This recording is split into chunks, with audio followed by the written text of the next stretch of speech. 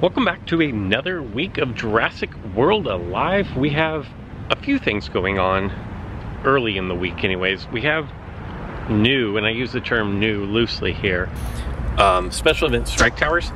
The reason why I say I'm loosely using the term new is because it's a repeat. And it's not just a repeat, but it's a repeat of a repeat. So the way you can tell which dinosaurs are the dinosaurs of the week, there's a few ways that you can tell. You can either follow Ludia or Jurassic World Live actually on Twitter, or via MetaHub, or if you want, if you tap on the envelope in the upper right hand corner and then click on news, it'll say this week's showcase.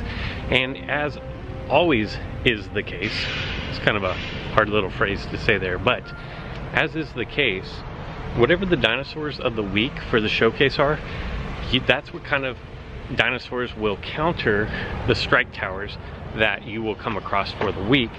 And that holds true again this week. So if we look, you have 3 different strike towers on today, which is Monday, going on.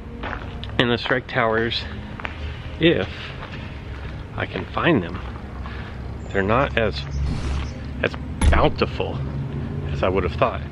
But you have an immunity strike that is a 1 level. There is an immunity strike which I believe is 5 level. 1, 2, 3, 4, 5 levels. And then you do have a scent strike. And since these are all common class strike towers, they're all the white ones, the prizes and the rewards are not going to be exceptional, but they're going to be at least decent. So keep that in mind whenever you're out and about. For the strike towers for the week, special event supply drops actually, you are going to have 48 attempts counting today and tomorrow. So really no problem getting as many attempts as possible. If we go back and look to see what it is that you have the option to dart, it looks like a Dino, Gallimimus tanicolagrius, and Velociraptor are going to be the first 2 days. Then you're going to have the rare class dinosaurs. I think that's Charlie and Delta, if I remember correctly. You have the Erlikosaurus Gen 2, the Ornithormimus, and then on the weekend, you're going to have Blue and Pyroraptor. Because yes, as has been pointed out, I am always short on, there's a bee around me. You guys know I hate bees. But as has been pointed out, I'm always short on darts, and today is no exception, but probably only going to get about 13 darts out at most for this Velociraptor. So I'm going to go ahead and dart this first and foremost. And then I will spend the supply drop, and actually spend a lot of supply drops just while I'm in the area where they are plentiful. I went ahead over the weekend and I kind of got tired of not being able to get past where I was in the battle arenas. So I made a couple of executive decisions, things that I wasn't going to do, but decided to go ahead and do. And as you'll notice, my strike team, I went ahead and leveled my T-Rex up to 19, and my Oranosaurus up to 19, and then I took my Allosaurus up to 21. And you guys might say, well, why would you do that? Well, the reason why is because I wanted to increase my average dinosaur strength, and that's not always the best barometer when fighting in battle arenas, but it was working for a while. The one thing that I noticed is between Indominus Rex, Allosaurus, and T-Rex, I just had too many dinosaurs that were tank busters, and so it made my team too one-dimensional. So what I did is I went ahead and I took out my T-Rex and put in my, whatever this guy is, I can't remember, this Diplotator, which is actually decent. It's not the best dinosaur that you can ever come across, but you could definitely do a lot worse. It has a nice toolkit. And then I had in my Velociraptor and took it out in favor of the Pyroraptor. So this is my new team build up. I increased the level, average level of my dinosaurs. So far I haven't made it past 41 and change, but I feel like I'm winning more, so that's what's important. I'm gonna spin a few stops and then want to head over to the strike towers that are clustered up over in this little area that you see on my screen there. And we'll kind of go over the details on those. Before I jump into doing this strike tower, obviously I'm gonna spin the supply drop, but I do want to talk about what I would like to see coming in version 1.5, and Ludi has reached out to me and asked a question that I'm not allowed to talk about, but in their question they referenced version 1.5, so I will say that I feel pretty confident the next update is going to be 1.5, which keeps with the theme that they've been doing. But because this strike tower here is going to be best utilized with using raptor dinosaurs or faster dinosaurs, I would like to see them implement multiple teams. You know, I've had the problem, and I'm sure most of you have, where I have my strike team set up, my normal strike team, but then I'll change it in order to do a strike tower and then forget to change it back, and then I go into arena play and just get absolutely demolished because, let's be real, I'm not using dinosaurs that I should be. But what I'm gonna do is, I really shouldn't need more than 2 raptors to take out this common level strike tower, so I will just put in my Velociraptor to go with my Pyroraptor, and it's not as big a deal. And in fact, I don't even have to actually change my team around for the strike tower, but I kind of like to, when I can, I like to just kind of keep things the way that they're intended to be and play the game the way it's intended to be. And the best way to do these strike towers, the dinosaurs that are best against these class of dinosaurs are going to be raptors or faster dinos. So I'd like to do that. Now, because this one is just common level, you know, it's not that big a deal. The dinosaurs aren't going to be that strong, but when you start getting up to the rare and for sure the epics, you really want to take advantage of the weaknesses of the opposing dinosaurs, and that usually requires setting up a new team. Impact and run isn't going to do anything because there's nowhere for her to run to. So like I imagined, pretty easy little knockout. This was just a 1 level strike tower. I'm going to get a handful of coins, 219, 5 darts, Dimetrodon Gen 2, and Dimetrodon, which is actually pretty nice. Makes up a pretty nice hybrid. I'm actually going to dart this Apatosaurus, because oddly enough, for the first time ever, I'm low on this DNA. It feels like it's been months since I've needed this DNA, but I'm at that point, so why not dart it?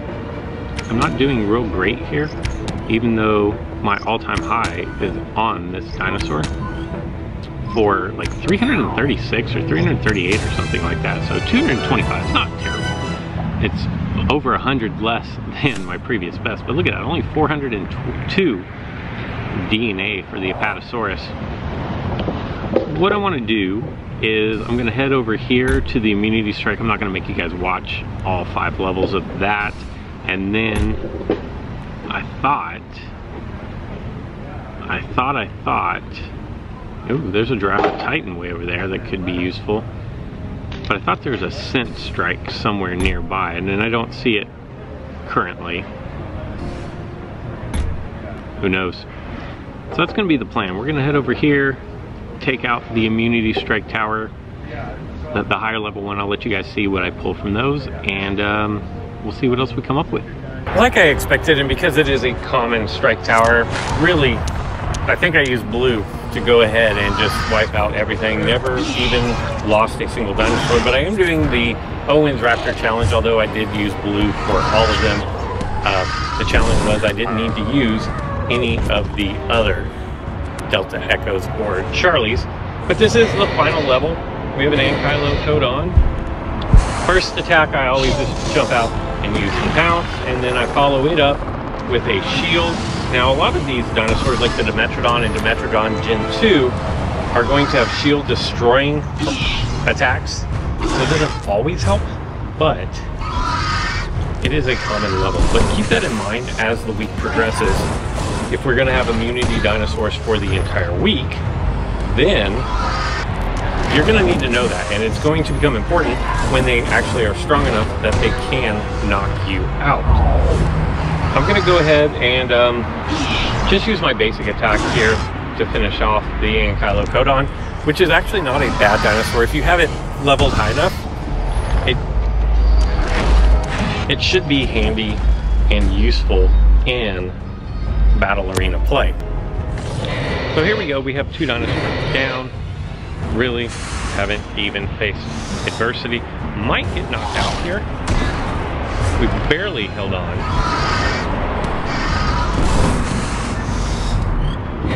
And it's going to be a no contest once again.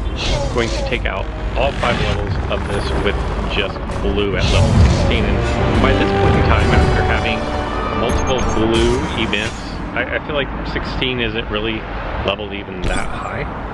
So here we go with the gold or bronze or tarnished bronze or whatever incubator you want to call it. We're going to get more Dimetrodon Gen 2, more Dimetrodon, and Post-Metrodon.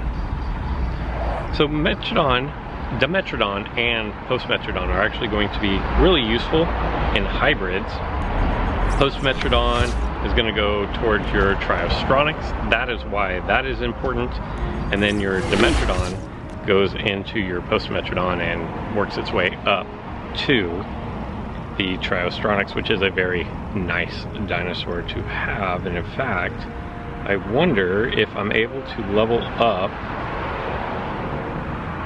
Why do I not even see? Nope, not able to level it up because baryonyx is going to be my limiting factor on that one.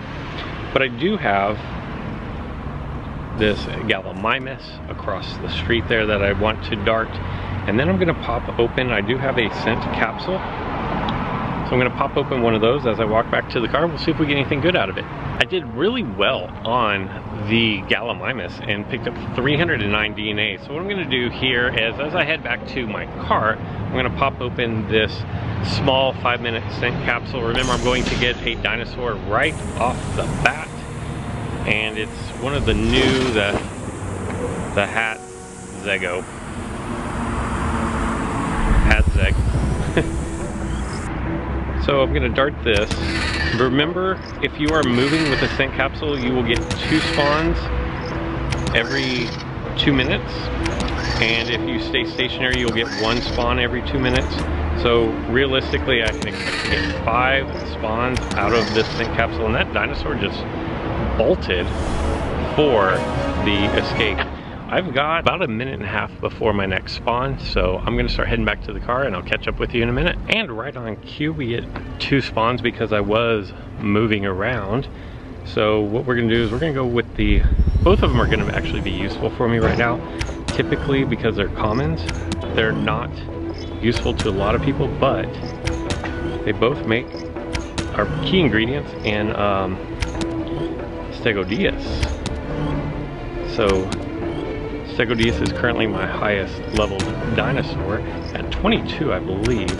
So it's going to take a lot of resources to get it to 23, which means I should take full advantage of having my scent capsule drop 2 of those key components.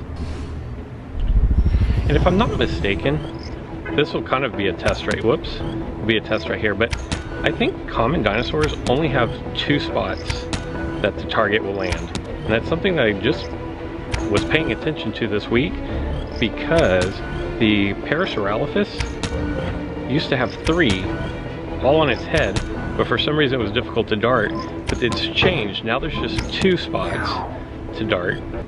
And I started noticing that theme amongst all commons is that it seems like there's only 2 spots that the target moves to, and I haven't darted enough rares or epics and no legendaries during that time to know if those have more spots to target.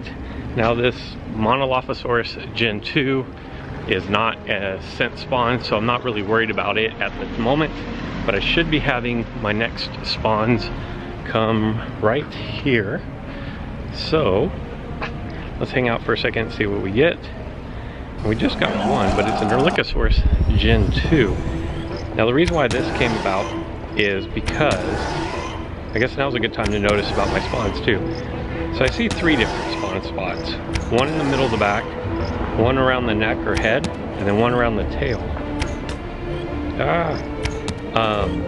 But I am in a habitat zone 3, and Erlikosaurus is a rare spawn for zone 3s. So 149 DNA, that is going to use up the rest of my scent capsule. Not a bad day at all. I'm gonna walk around, head to my car, see if anything else exciting happens, but if not, that's all I've got for today. So until next time.